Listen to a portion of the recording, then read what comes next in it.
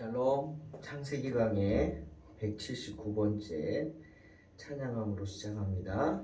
날 구원하신 주 감사. 날 구원하신 주 감사, 모든 것 주심 감사, 지난 추억이 내 감사, 주 내 곁에 계시네. 향기로운 봄철의 감사, 외로운 가을날 감사, 사라진 눈물도 감사, 나의 영혼 평안해. 응답하신 기도 감사, 거절하신 것 감사, 헤쳐나온 풍랑 감사, 모든 것 채우시네. 아픔과 기쁨도 감사, 절망 중 위로 감사, 증량 못할 은혜 감사, 크신 사랑 감사해. 길가에 장미꽃 감사, 장미꽃 가시 감사, 따스한 가정 희망 주신 것 감사, 기쁨과 슬픔도 감사, 하늘 평안을 감사, 내일의 희망을 감사, 영원토록 감사해. 기쁨과 슬픔도 감사, 하늘 평안을 감사, 내일의 희망을 감사, 영원토록 감사해. 기쁨과 슬픔도 감사, 하늘 평안을 감사, 내일의 희망을 감사, 영원토록 감사해. 향기로운 봄철의 감사, 외로운 가을날 감사, 사라진 눈물도 감사, 나의 영혼 평안해. 나의 영혼 평안해. 영원토록 감사해.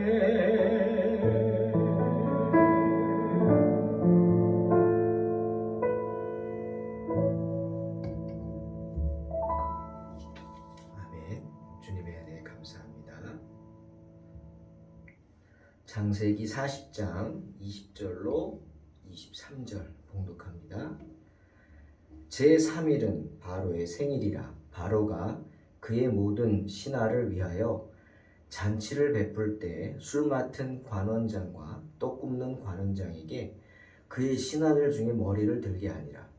바로의 술 맡은 관원장은 전직을 회복하매 그가 잔을 바로의 손에 받들어 드렸고, 떡 굽는 관원장은 매달리니 요셉이 그들에게 해석함과 같이 되었으나 술 맡은 관원장이 요셉을 기억하지 못하고 그를 잊었더라. 아멘. 믿음으로 보디발의 아내의 유혹을 이겨낸 요셉. 그럼에도 불구하고 또다시 왕의 죄수들을 가두는 깊은 지하 감옥에 갇히게 됩니다. 얼마나 억울했을까요? 하지만 요셉은 그곳에서도 하나님을 원망하지 않고 하나님의 인도하심을 믿고 자신의 꿈을 믿었죠. 그분의 섭리하심을 믿고 낙심치 않았습니다. 성실하게 감옥 생활을 합니다. 그런데 그런 요셉이 어느 날 간수장의 눈에 띕니다. 하지만 여러분 이런 생각을 합니다. 간수장이라는 사람은 그 왕의 지하 감옥이니까 굉장히 중요한 직책이죠. 그리고 왕의 신임을 받는 사람일 것이고요. 간수장이지만 그럼에도 불구하고 높은 지위에 있는 그런 사람일 것입니다. 그런데 그런 사람의 눈에 죄수 한 명이 눈에 띄었다? 글쎄요. 만약 그랬다면 그건 온전히 하나님의 인도하심이겠죠. 그런데 저는 이런 생각을 오늘 설교 준비하면서 해봤습니다. 간수장이 요셉을 지켜보았다는 겁니다. 왜 죄인들이 들어오면 쓸만한 사람이 있나 이렇게 보잖아요. 저 사람은 위험한가 안 위험한가 또는 어떻게 들어왔지 뭐 이런 거 다 보죠. 그런데 그 감옥이 보디발의 집에 있는 감옥입니다. 친위대장 보디발의 집에 왕의 죄인들을 가두는 감옥이 있다. 그런데 요셉은 어떤 사람이었어요? 그 보디발의 집에서 보디발의 신임을 받으면서 보디발의 모든 것을 관리하던 그런 사람이었죠. 때문에 모든 그 바로의 신하들이 보디발에게 잘 보여야죠. 왜? 친위대장이니까 보디발이 한마디 하면 죽기도 하고 살기도 하잖아요. 그러다 보니까 누구에게 잘 보여요? 요셉에게 잘 보였겠죠. 친분을 맺으려고 했겠죠. 왜? 요셉을 보디발이 신임하니까. 그렇다면 바로의 집안에 있는 그 왕의 그 감옥, 거기에 간수장이 요셉을 몰랐을까요? 아니죠. 아마 요셉이 감옥에 갇히기 전에는 요셉에게 잘 보이려고 역시 했을 겁니다. 관계를 맺고 있었겠죠. 그런데 어느 날 요셉이 죄를 졌어요. 죄목이 뭔가 했더니 보디발의 아내를 겁탈하려 했다. 의아해 했을 겁니다. 여러분 이 이야기는 보디발도 안 믿었어요. 그죠? 자기 부인이기 때문에 행실이 불량하지만 자기 체면이죠. 부인의 체면이 내 체면 아닙니까? 그러니까 할 수 없이 보디발을 감옥에 가뒀지. 하지만 요셉을 감옥에 가뒀죠. 하지만 보디발이 요셉의 몸에 손을 대거나 매질을 하거나 뭐 어디 하나를 끊어내거나 그러지 않았어요. 여러분 같으면 내 아내를 그렇게 했다 그러면 가만둘 사람이 어디 있어요? 그것이 한 예입니다. 보디발 집에 다른 하인들도 믿지 않았을 뿐더러 더군다나 간수장도 믿지 않았겠죠. 그런데 요셉이 들어왔으니 그 정말 지혜롭게 이 보디발 집이 보통 집이겠습니까? 행실을 잘하고 처리를 잘하고 집안 관리를 잘하는 사람들 관리도 잘했겠죠. 그 요셉을 보고 탐내고 있던 터에 감옥에 들어왔으니 간수장이 어떻게 했어요? 옳시구나 하고 그냥 요셉을 데려다가 감옥의 전반의 일을 맡겼다. 그리고 요셉에게 맡긴 걸 돌아보지도 않았다. 이게 이해가 되죠? 요셉은 감옥 안에서도 성실하게 일을 했습니다. 자기가 할 일을 믿음을 가지고 때문에 보디발이 왕의 최측근 술 맡은 자, 떡 맡은 자가 들어왔을 때 요셉에게 맡겼죠. 그런데 이런 생각합니다. 요셉이 그때 젊을 때 아닙니까? 청춘의 대부분을 그냥 종살이에 감옥에서 보내고 있는데 어떤 분이 조사를 해보니 한 5년 정도는 그 보디발의 집에 있는 감옥에 있었다. 그런 얘기를 하더라고요. 혈기왕성한 요셉이 얼마나 답답했을까요? 특별히 하나님의 뜻이 구체적으로 어디에 있는지 하나님께 여쭤봤겠죠. 하나님이 나에게 보여주신 그 꿈이 언제 이루어질지 답답했겠죠. 궁금했겠죠. 그렇게 매일매일 하나님의 계시를 구하면서 기도했을 겁니다. 그런데 어느 날 술 맡은 관원장과 떡 굽는 관원장을 자기가 섬기게 되고 돌보게 되고 또 그들이 어느 날 꿈을 꿉니다. 그리고 그 꿈을 들어보니까 요셉이 해몽을 할 수 있는 거죠. 그래서 또 술 맡은 관원장의 꿈을 듣고는 그가 복권이 될 것이다 확신을 하고 그에게 꿈을 해몽해주고 그를 격려하고 힘내라 뭐 이렇게 하면서 위로하고 그리고 부탁을 하죠. 요셉도 이런 면이 있구나. 역시 저는 이걸 보면서 요셉도 사람이구나. 저는 기뻤습니다. 하나님께 쓰임받고 하나님께 택함받는 사람이 뭐 그냥 우리랑은 다른 뭐 머리에 뿔이 달리고 뭐 그렇게 특별한 왕관이 씌어져 있고 그런 사람이 아니구나. 나랑 똑같구나. 아니 내 입장이라도 돼도 이랬을 겁니다. 술 맡은 관원장 복권 될 거고 내가 옆에서 잘 섬겼고요. 예? 그러니 좀 나 좀 봐달라고.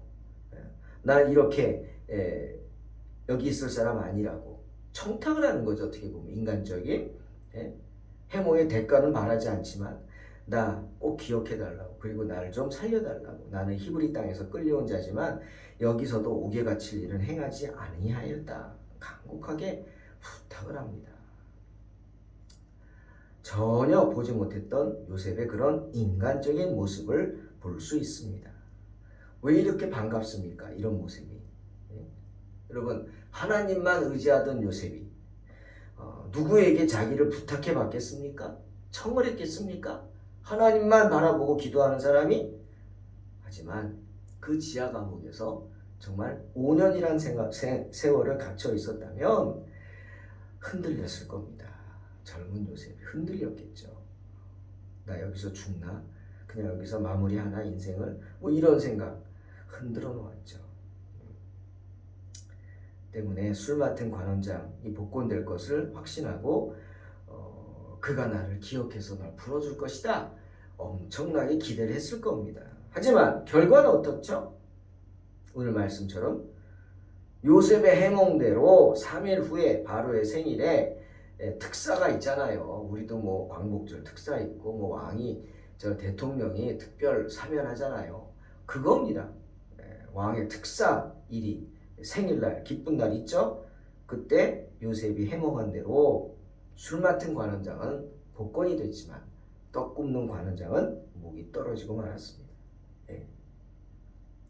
하지만 성경은 뭐라 그래요? 23절 술 맡은 관원장이 요셉을 기억하지 못하고 그를 잊었더라 말씀하십니다. 잊었습니다. 참 어떻습니까 여러분? 내가 살게 되니까 어려웠을 때 일은 다 잊어버립니다. 다 잊어버려요. 왜 우리 그런 말 하잖아요 어른들이. 원수의 이름은 돌에 새기고 은혜 받은 사람의 이름 은혜는 어디? 물에 새긴대요. 자, 참 현명한 말입니다. 그게 우리의 모습이죠. 원수의 이름은 돌에 새겨요. 영원히 없어지지 말라고 기억하는 거예요. 하지만 자기가 은혜 받은 거는 어려웠을 때 은혜 받았던 일은 잊어버립니다. 언제 그랬냐는 듯이 나 살기 바쁘다 이거죠. 그러고 물어보면 얘기하면 살기가 바빠서 그랬다. 정말 참 이런 사람들 이게 사람들의 모습입니다. 우리 주변에서 흔히 보죠. 마태복음 27장 말씀이 생각났습니다. 본디오 빌라도 앞에 가서 유대인들이 외치죠. 예수님을 십자가에 못 박으라고 막 외칩니다. 그 모습을 본 본디오 빌라도가 로마 사람이죠. 총독이 기가 막혀서 도리어 묻습니다. 아니 어찌미냐 이 예수가 무슨 악한 일을 하였기에 그러냐. 빌라도가 더 기가 막힌 거예요. 빌라도도 들어서 알거든요. 사람들에게 물어봤겠죠. 왜 이런 소동이 있고 예수란 사람이 누구냐. 그럼 사람들이 그랬겠죠. 자칭 메시아라고 합니다. 하나님의 아들이라고 하는데 그럼 무슨 나쁜 짓을 했냐? 아니요. 그냥 그 사람이 한 일은 헌신한 겁니다. 헌신한 겁니다. 아무 대가도 받지 않고 어려운 데를 찾아다니면서 수많은 병자들의 병을 고쳐주고 귀신 들린 자의 귀신을 쫓아준 아주 선한 사람입니다. 아마 이렇게 얘기했겠죠. 그게 팩트니까. 그런데 지금 유태인들이 뭐라 그래요? 예수님을 십자가에 못 박으래요. 그것도 끔찍한 처형이죠. 십자가 처형이. 빌라도는 생각했을 거예요. 아니 야, 너희들 중에 너희는 아니라 할지라도 너희 가족 중에, 너희 부모 중에, 너희 자녀 중에, 너희 친척 중에, 너희 친구 중에 예수님의 도움받지 않은 사람이 있느냐? 생각했을 거예요. 수많은 사람들을 고쳐줬어요. 누구든지 예수님께 나와서 고쳐달라고 하면 다 고쳐주고, 심지어 예수님이 고쳐줄 것이라 믿고 예수의 옷에 손을 대는 자마다 다 나음을 입었다 그랬어요. 그러니 얼마나 많은 사람들이 문제가 해결되고 고침받고 쫓겨나는 귀신이 역사가 있었겠어요. 하나같이 너희들도 그런 은혜를 받지 않았냐. 그런데 뭐라고? 그렇게 은혜를 끼친 예수를 십자가에 못 박으라고? 빌라도도 기가 막혔을 겁니다. 그래서 그 말을 하는 거예요. 여러분, 이게 인생입니다. 내가 살만하고 내가 살게 되니까 자신을 살게 해준 사람들 다 잊어버리는 거예요. 내가 언제 그랬냐는 듯이. 그 사람이 당하는, 그로 인해 당했던 고통, 자기 때문에 당했던 고통, 다 잊어버리는 거예요.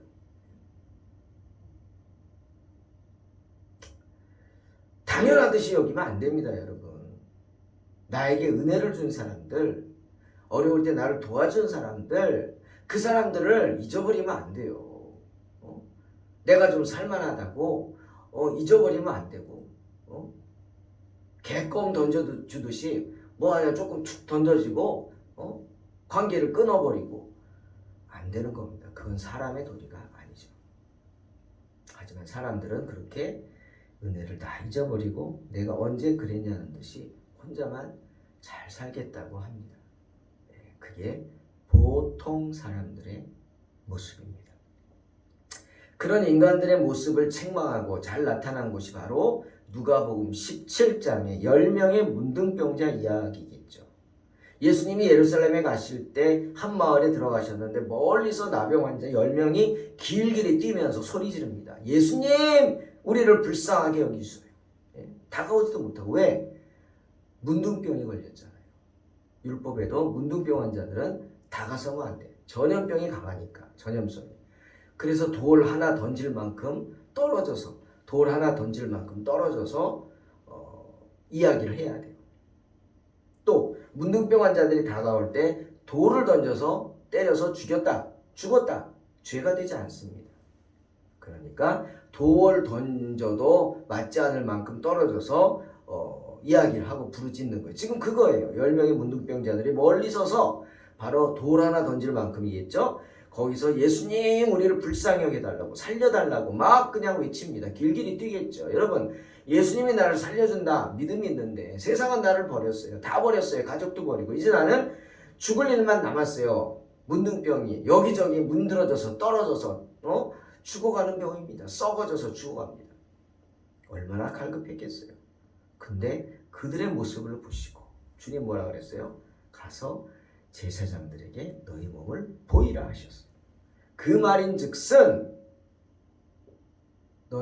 너희들의 그 부르짖는 믿음, 그 믿음으로 인해 병이 나을 것이다. 축복의 말씀입니다. 선포죠. 그러니 제사장에게 가서 징표를 받아서 집으로 가라. 왜?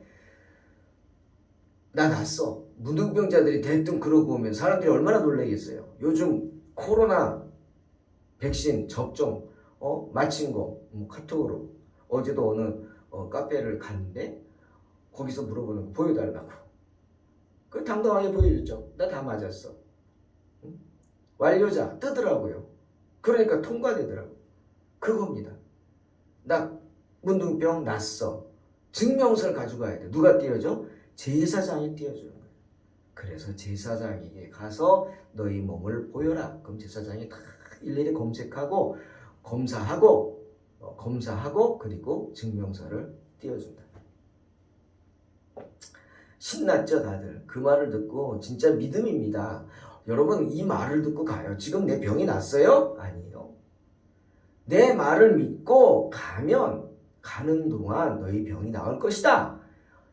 이 10명의 문둥병자들은 다 그런 믿음을 가지고 큰 믿음으로 뛰어갑니다. 성경 보니까 제사장에게 가는 동안 그들의 몸이 나았다.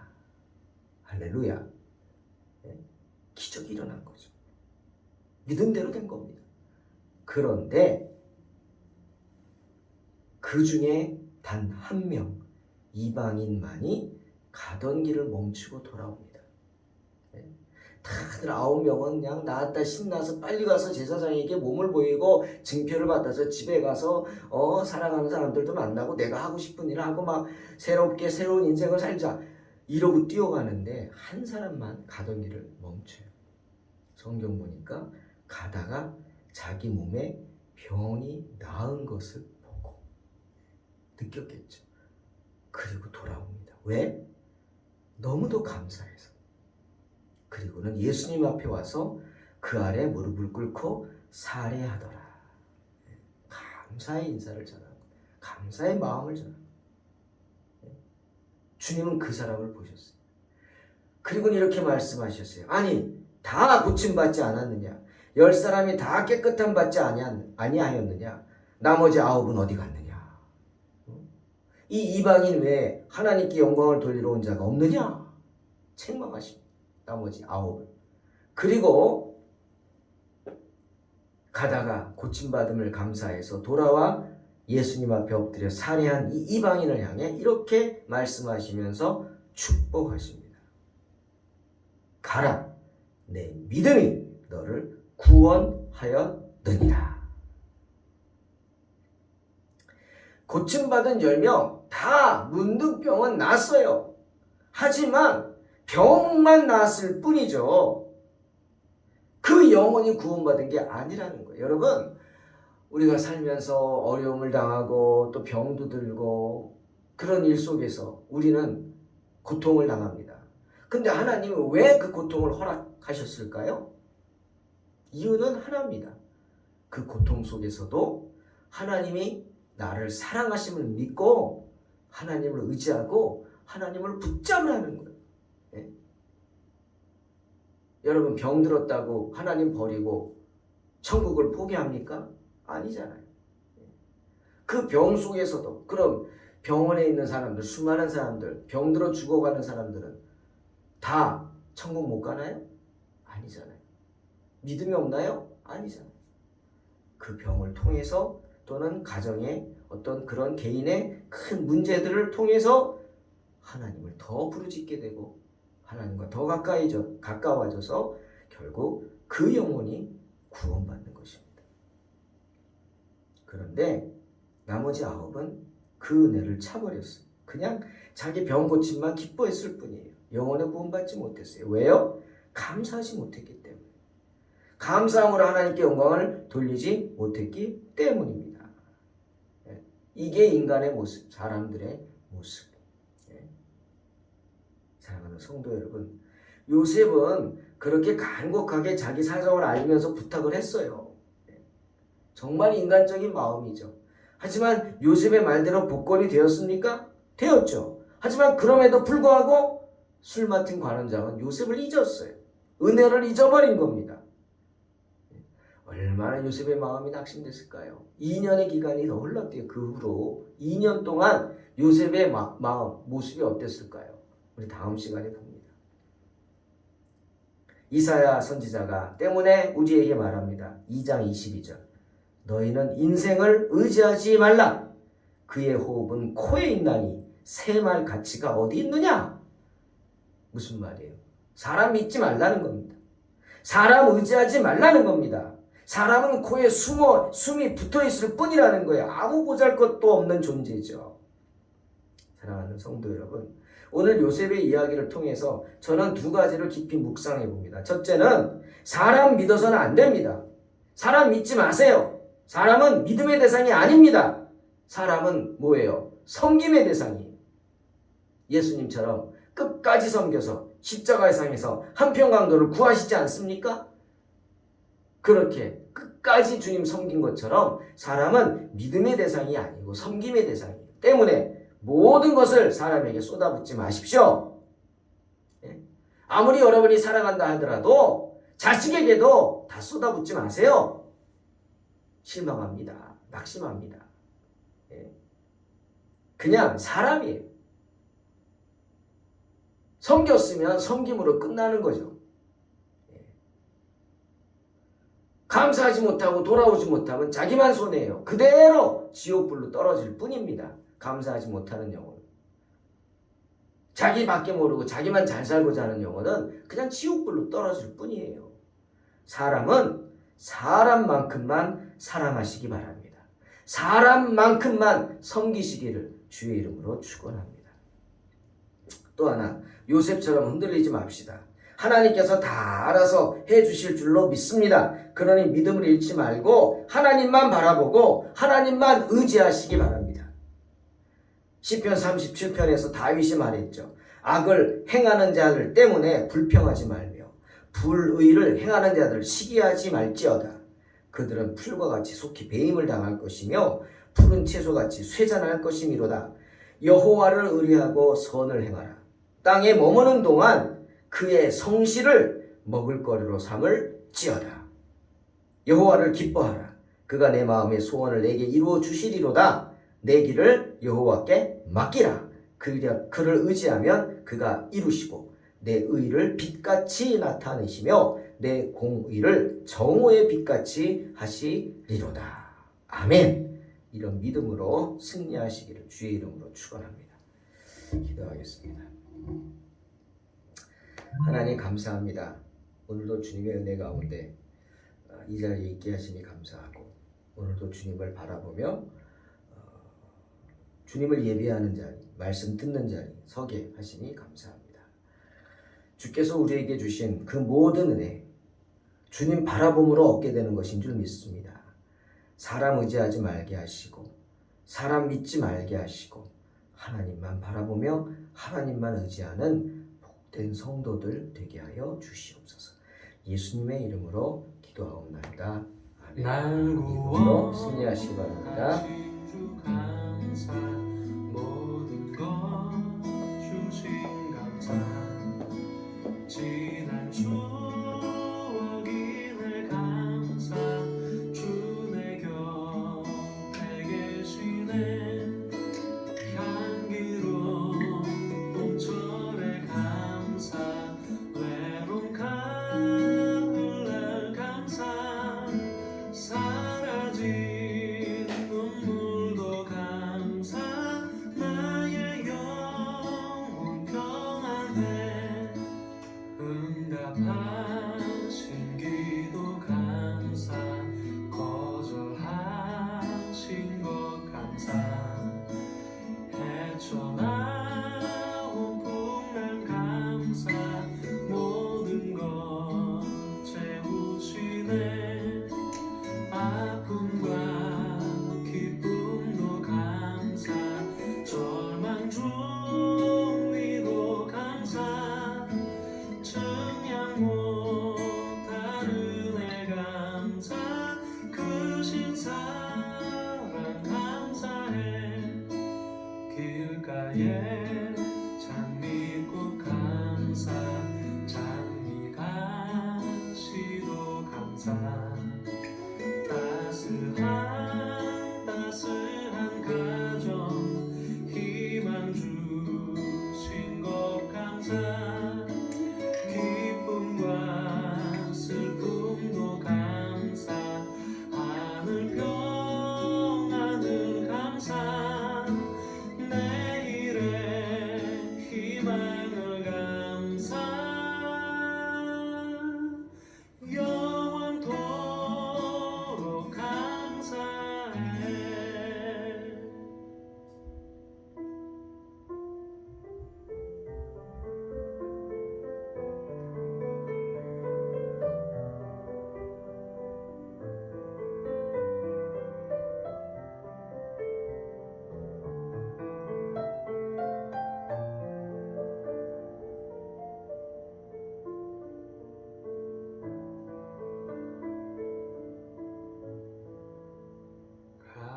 감사해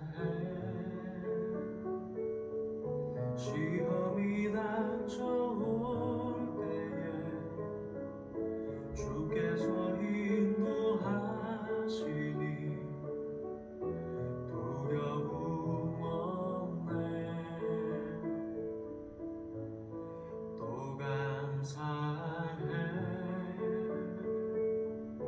고통이 찾아올 때에 주께서 지켜주시니